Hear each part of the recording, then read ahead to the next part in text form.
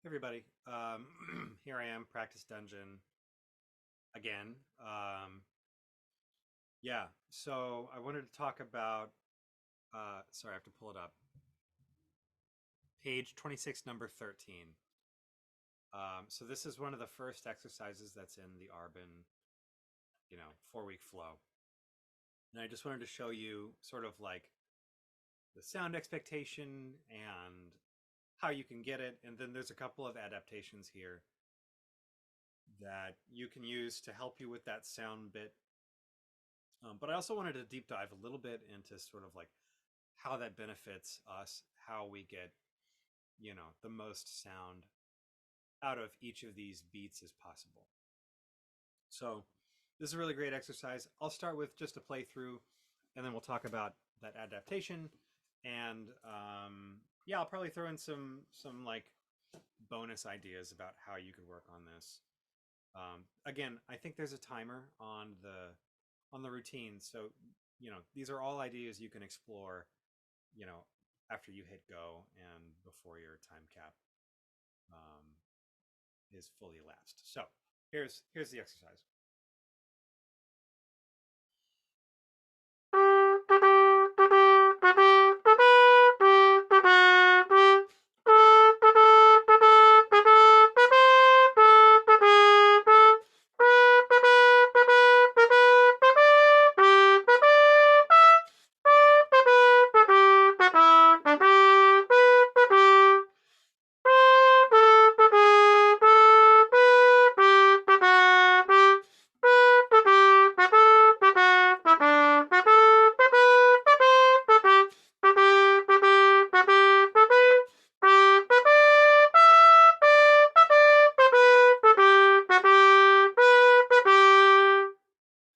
Yeah, sorry for the water.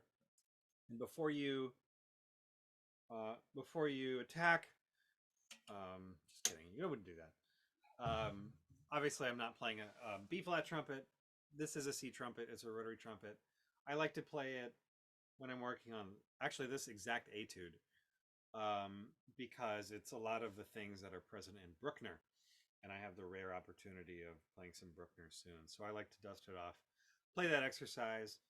Um, I haven't done it in a while, so a couple things happened. First of all, I was playing the 16th too short at the beginning, so those need to be a little bit longer.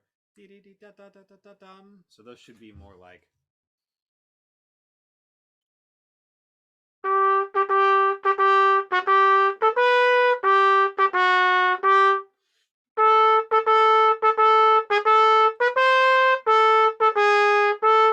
Now in Bruckner, here the reason I did it is because I actually usually play those double dotted because I like to use this exercise for Bruckner. And in Bruckner, like 7, which is the one that I'm practicing for, the lick is, more like this.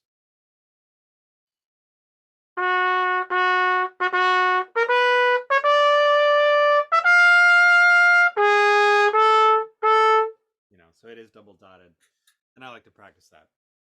All of that aside, um, that's the first thing that you're going to want to watch out for is, when you're playing this, make sure that the rhythm is true. So get your little rhythm tool out, 16th note subdivision, make sure that there is an accurate 16th note. Okay, so let's talk about the adaptation because this is where people should be starting. The adaptation is written like this. It's a dotted quarter, 16th rest, 16th note, next dotted quarter. So it's effectively not quite half tempo. It's not half tempo because we're preserving the 16th, rather than making it an eighth. But that's what we're looking for. So here's the idea. The G, the longer note in each of these groupings is in many ways the more important note because it's the note we get the most vibration out of. We can get the most sound, and it can give us that nice um, crispness on the 16th. So the adaptation, I'll just play the part that's written, and you can, keep going.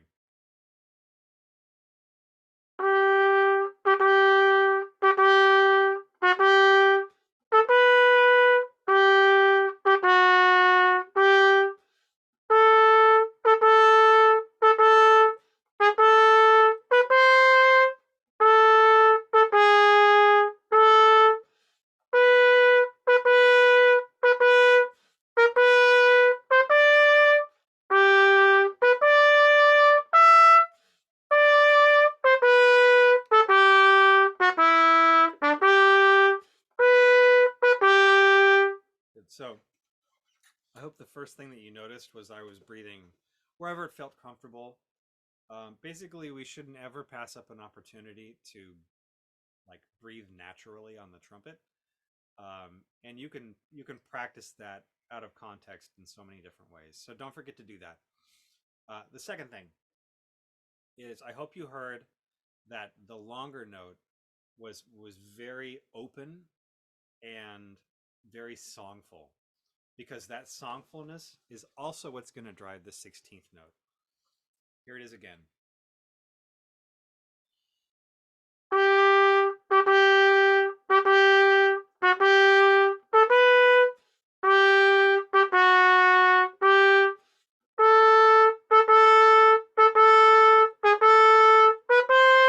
You know, so what maybe you can't hear over the microphone is that's actually quite loud. But it's not because I'm pressing the sound. It's because I'm able to fit so much sound into that space because I'm vibrating. The lips are vibrating very efficiently. Like, and what I mean by that is like the air is moving the lips um, at a very high level of efficiency. Not I'm like playing efficiently. Like that's not what I'm saying. It's not like a car sipping gas. It's more like I'm throwing gas on a like gasoline on a fire. It's a very combustible kind of reaction. A lot of energy being preserved between the competing elements of the air and the lips. It's not a great way of putting that, but I hope it makes some sense. Um, and then when I get to the 16th, everything is preserved. Like all of that energy is there. There is like a trick to tonguing. Basically, don't over tongue. You never really need to stick your tongue like into the throat of the mouthpiece. Um, it's not efficient. It turns off the sound. Like it turns off the sound. So I tell this to my students all the time. The tongue doesn't make noise. You can't make noise, and articulation is not. It's not a noise, right? All it can do is shape the air. And if you think about it like um, like a drum head, the drum vibrates, because the mallet hits it and it starts to vibrate. But that mallet is your air.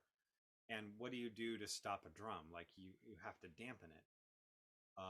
And the tongue dampens the air. That's its job when you're articulating. So articulation is actually the lack of vibration. So as soon as you start over articulating, you've killed your vibration. So one of the very early lessons in my trumpet studio is to not over articulate. We actually take all of the knobs and dial them all back down. So even air goes to zero, lips go to zero, tongue goes to zero. All of those things go to zero. We don't even use the tongue first. We just blow air.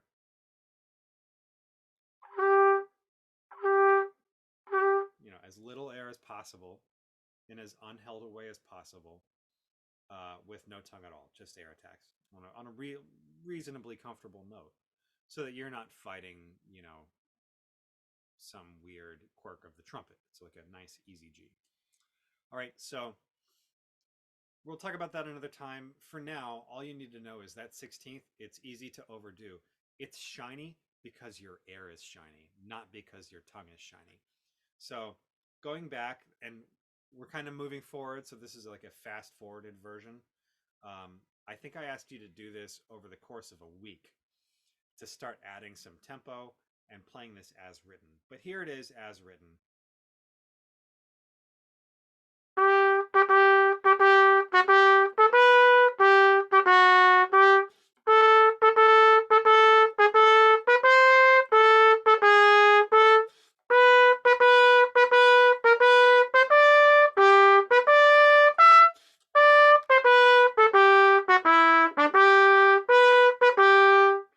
Yeah.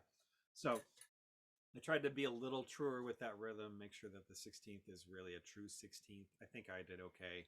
I'd really, if I wanted to make sure that, I'd have to do that in Audacity or with tonal energy and slow it down to like half tempo and just make sure it sounds like an eighth note. So you can do that if you want. I probably should. I probably will. I probably will. Maybe when I go to practice Bruckner, I'll try it on Bruckner with the 30-second notes. But anyway, that's arban page 26, number 13. The same principle applies to the next few exercises. They're pretty much the same rhythm. Arban does a good job of expanding these a little bit at a time. I don't have it in front of me. I might miss some notes, but I'm going to try a little bit just to sort of show you what I mean. So when Arban wrote these out, you know, the first one traverses the registers very slowly. Like it goes from a G to a D, and then eventually like a B down to a low D or whatever, right? So a relatively narrow range. The next one, I think, goes from a C to a G in one phrase, a low C to a high G.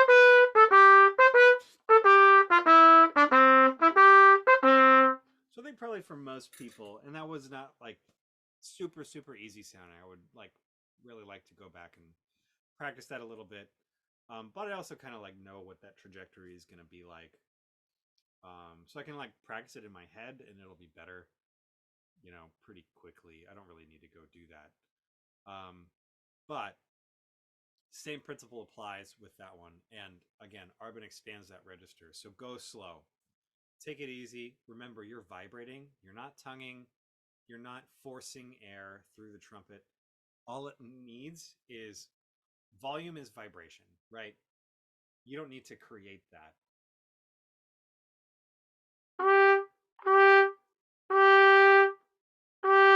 Remember, you're blowing air. That is bouncing back, creating a sympathetic vibration with your face. So don't force it. You cannot force that vibration. Okay, this video is long enough. I hope something in here was helpful. Turn your tuner on as well. Make sure that your tuner is on.